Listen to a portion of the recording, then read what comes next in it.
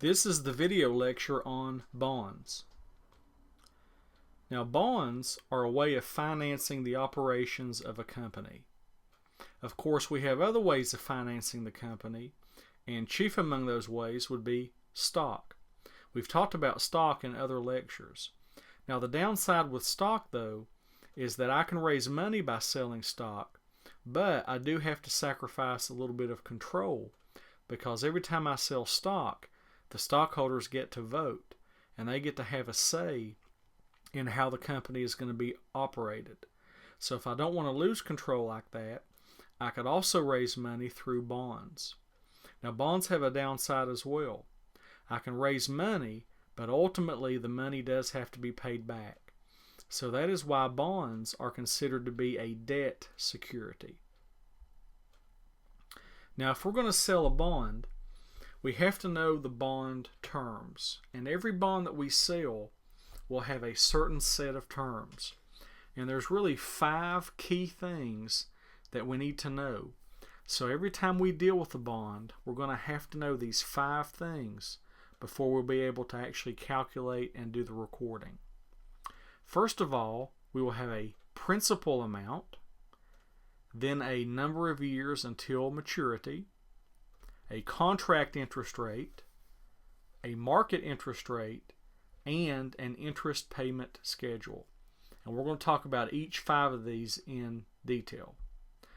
So the first of the 5 was principal. Now, the bond principal, this represents the investment made by the bondholder. And usually this is a very high amount. Usually it's in the thousands. So it could be 1,000, 10,000, 50,000, 100,000, but that's going to be the investment by the bondholder. And that principal will eventually have to be paid back. And not only will we have to pay that money back, we will have to pay that back plus interest. Now, in the meantime, though, we will take that money and we will use it to finance the operations of our company. So that's the bond principal. Then we're going to have a certain number of years until maturity. Now, this could be different in every situation. It could be 1 year, 5 year, 20 years. It just depends. But it's always going to be a certain number of years until the bond matures. And when that bond matures, that is when we will have to pay the money back. Then we're going to have a interest rate, and this will be the contract interest rate. Now, we call this one the contract rate because this rate is literally stated on the actual bond. It is printed on the bond itself. So it forms a legally binding contract. So this contract interest rate, this is the actual percentage of interest that we're going to pay to our bondholders. And we must pay this interest. So from our point of view, this interest represents an expense. The expense of having to borrow the money in this manner. But from the point of view of the bondholder, that interest is what they're getting out of this. That's their return on their investment. Then we have a market interest rate. Now, the market interest rate is usually a different rate.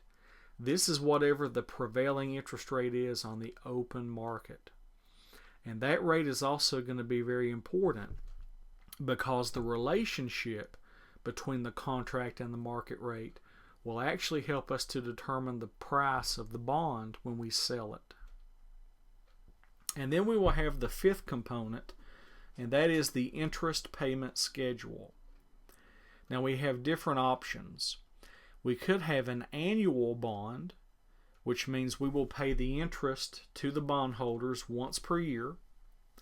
Or we could have semi-annual payments, which means twice per year or every 6 months. Or quarterly, which will be 4 times each year. Or monthly, which will be 12 times.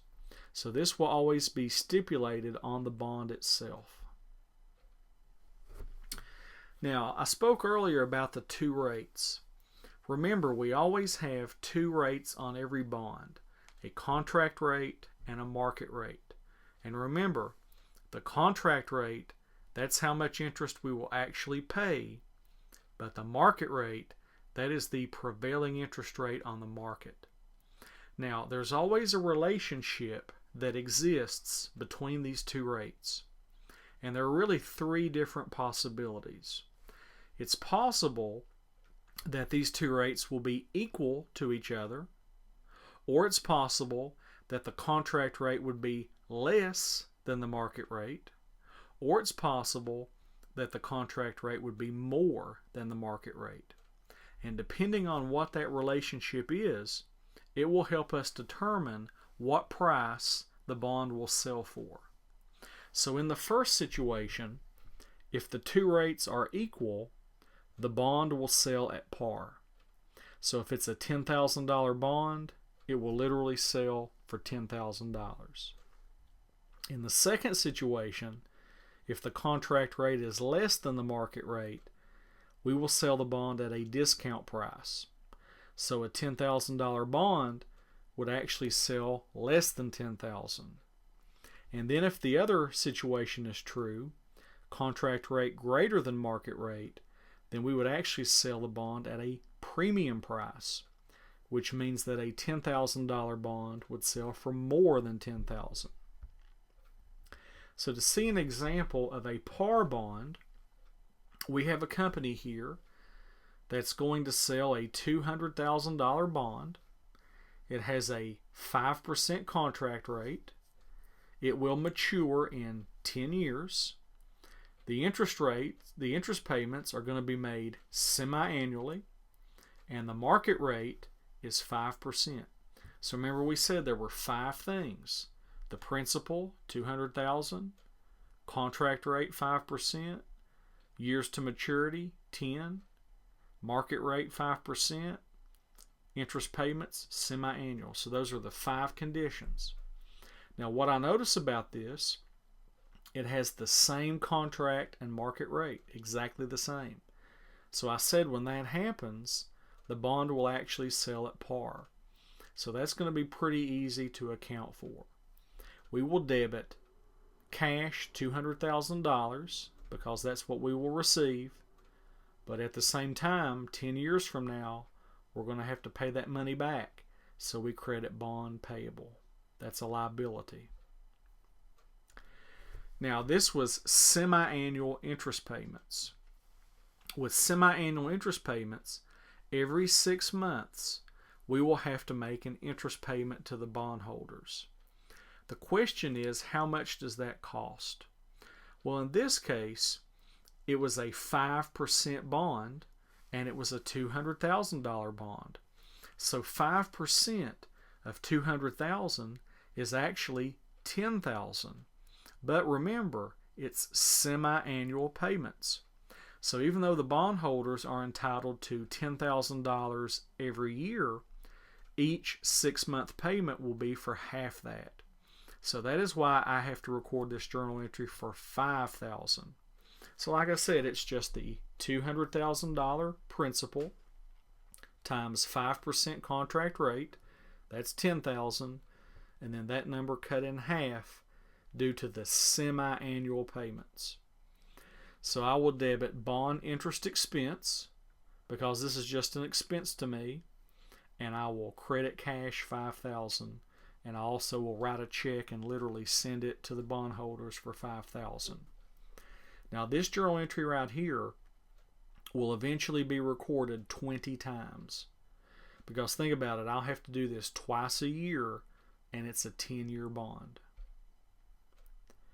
Now at the end of the 10 years, the bond has fully matured, and now I'm going to retire the bond.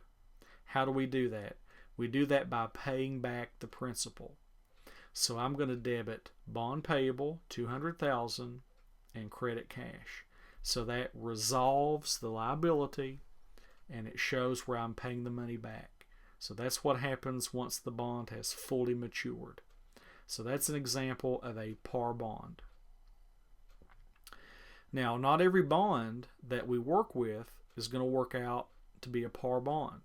So we also need to take a look at some of the other possibilities. So if you look at this example, This company is going to sell a $100,000 bond, contract rate of 8%, maturity in 2 years, interest payments semi-annual, but look at this, market rate 10%. So now we see for the first time a little bit of a problem. The rates don't match. So remember we said if the contract rate is less than the market rate, the bond will sell at a discounted price. Because think about it, if the market is out there paying 10%, nobody wants to buy an 8% bond. They want to buy a 10% bond. So to sell this thing, we'll have to sell it at a discount. So that's going to complicate things a little bit. Now when I go down here and do my journal entry, what I want you to get out of this really is just the titles. I'm debiting cash, $96,454. Down here on the credit side, I credit bond payable for the full $100,000.